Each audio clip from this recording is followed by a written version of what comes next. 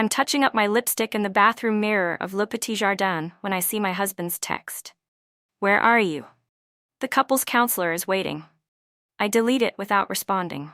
David can sit there with his wounded eyes and earnest concern while I finish getting ready for my lunch date with Richard.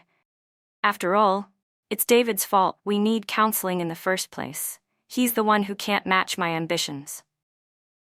I'm Alexandra Winters, and I'm about to miss my third marriage counseling session this month. The marble counter feels cool under my palms as I lean closer to the mirror, the designer lighting highlighting every detail of my carefully curated appearance.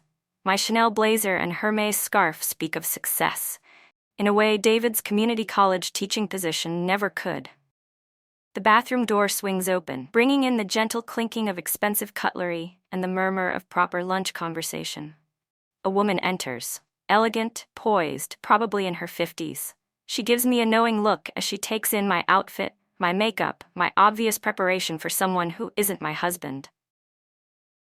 The younger ones always think they're the first to try this game, she says softly, reaching for the soap dispenser.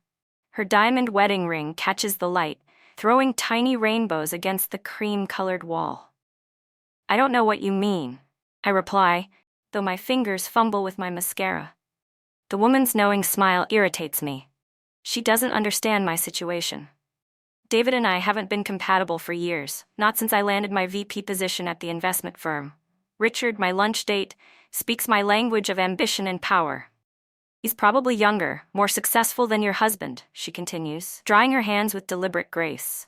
He makes you feel seen in a way your marriage hasn't in years. Her accuracy stings, but I maintain my composure. I've perfected the art of emotional deflection. My marriage is none of your business, I say, but flash back to last week's dinner party. I deliberately belittled David's recent teaching award in front of our friends, comparing it to Richard's recent merger acquisition. Some of us aim higher than molding young minds, I'd said, watching David shrink into himself while our guests shifted uncomfortably. The woman adjusts her Cartier watch, the same model I've been hinting to David about for months, knowing he can't afford it. Richard offered to buy me one last week. I declined, but we both knew I'd accept eventually. It's just a matter of time. I was you, 20 years ago, she says. Right down to the secret lunch dates and missed counseling sessions. Would you like to know how that story ends? Let me guess. You stayed with your husband and lived happily ever after? I sneer, checking my phone. Richard's running late, his text explaining he's stuck in a board meeting. The familiar thrill of seeing his name on my screen mingles with an unexpected twinge of guilt as another message from David appears. I still believe in us. Actually, the woman says, I left my husband for the other man. Charles was everything my Thomas wasn't. Ambitious, wealthy, exciting. She turns to face me fully now, and I notice a sadness in her eyes that makes me uncomfortable. The affair was exhilarating. The marriage was devastating. My phone buzzes again. Richard's canceling lunch, something about an unexpected client meeting. Third time this month. I think of David, sitting alone with the counselor, probably making excuses for my absence. Again. I used to do what you're doing, I say defensively.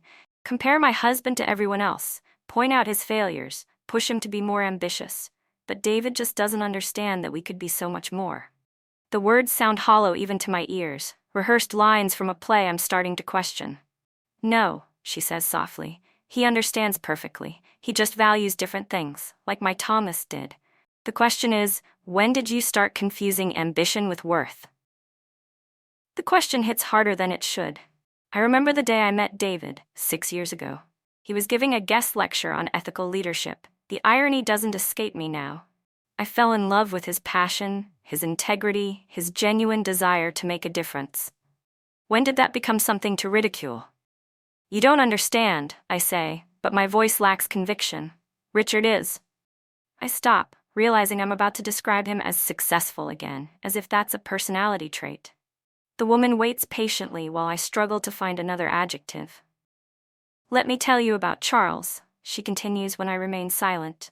He took me to Paris, bought me everything I wanted, made me feel important. Then I discovered he was doing the same for 2 other women. She adjusts her perfect hair in the mirror. Turns out, Women like us were his hobby, successful, married, desperate to feel special. He collected us like his vintage wines. My hands start to shake as I read through Richard's cancellation text again. The wording is identical to last week's excuse. I think about the lipstick stain I noticed on his collar during our last lunch, how quickly he explained it away, how eagerly I believed him. Thomas never remarried, the woman says quietly. He died 3 years ago. I wasn't allowed at the funeral, his family's request. 20 years of marriage erased because I couldn't see what I had until I destroyed it. The bathroom door opens again, and my heart stops. Rachel Chen from the office walks in, her eyes widening as she sees me. She knows I'm supposed to be in counseling. I've spent countless lunch hours complaining to her about David's insistence on fixing our marriage. But that's not what makes my blood run cold. Alex, I thought you were in a board meeting with Richard? Rachel says, confusion evident in her voice. He told everyone he couldn't do lunch because. The woman beside me goes very still, watching the scene unfold in the mirror. I grip the marble counter as Rachel continues, oblivious to the bomb she's dropping. Because he's having lunch with his wife. They're celebrating their anniversary today. The words echo in the pristine bathroom, bouncing off expensive tiles and hitting me like physical blows. His wife? Anniversary? The identical cancellation texts, the lipstick stains, the careful scheduling of our meetings, all the pieces fall into place with sickening clarity. I should go, Rachel mumbles, finally sensing the tension. As she leaves, I catch a glimpse of myself in the mirror. Expensive clothes, perfect makeup, wedding ring. I look exactly like the type of woman Richard would target. Successful, married, desperate to feel special. Now you understand, the woman says softly. The question is, what are you going to do about it? My hands shake as I pull out my phone, scrolling through months of messages with Richard. Every compliment, every comparison to David, every subtle manipulation becomes clear. You deserve better, he'd write after I'd tell him about David's simple birthday gifts. A woman like you needs a man who can match her sophistication. I've been such a fool, I whisper, thinking of all the times I'd thrown David's teaching career in his face. Last month, he'd won an award for mentoring first-generation college students. Instead of celebrating, I'd compared it to Richard's corporate achievements. Anyone can inspire kids, I'd said dismissively. Real success is measured in dollars. The woman touches my arm gently. We all make mistakes, Alexandra. The real failure is refusing to learn from them. My phone buzzes again. Even if you don't come today, I'll be home tonight. We can talk whenever you're ready. The simple kindness of it breaks something in me. While I've been chasing status and validation, my husband has been quietly changing lives, including mine, if I'd only seen it. The counselor's office is on Madison Avenue, isn't it? The woman asks, reaching for her purse. I'm headed that way. We could share a cab. I look at my reflection one last time. The perfect makeup, the designer clothes, all armor for a battle I've been fighting against the wrong person. Yes, I say, surprising myself. Yes, I'd like that. As we walk out of Le Petit Jardin, I catch a glimpse of Richard across the restaurant, sitting with a beautiful woman who must be his wife. He doesn't see me, too engrossed in what appears to be the same charming performance I fell for. In the cab, I delete Richard's number and every message thread. It's a small action that feels monumentally important. The woman, she finally tells me her name is Eleanor, sits quietly beside me, respecting the weight of this moment. The hardest part, I say, watching the city blur past, isn't the humiliation of being played by Richard. It's knowing what I've done to David. All those public put-downs, the comparisons, the casual cruelty. My voice breaks. How do you come back from that? You start by showing up, Eleanor says as the cab stops outside the counselor's office. The rest is one day at a time. I see David through the office window, sitting alone, checking his watch but not leaving. Still believing in us despite everything I've done. My designer heels click against the pavement as I walk toward the building, each step an acknowledgement of my mistakes, each step a choice to be better.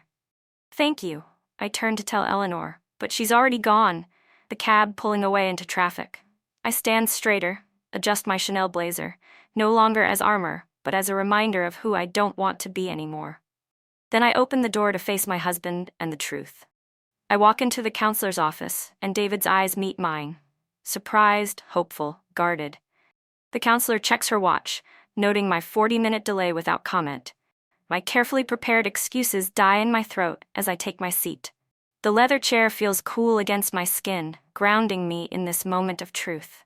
I think about Eleanor's story, about Richard's calculated deceptions, about David's quiet strength. But mostly, I think about the woman I've become and the one I want to be. "I'm sorry I'm late," I say, looking directly at David. The words feel insufficient but necessary. I've been late for a lot of things, actually. Late in seeing what matters. Late in appreciating what I have. Late in being honest with you and with myself. My voice trembles, but I continue. "If you're willing, I'd like to start again.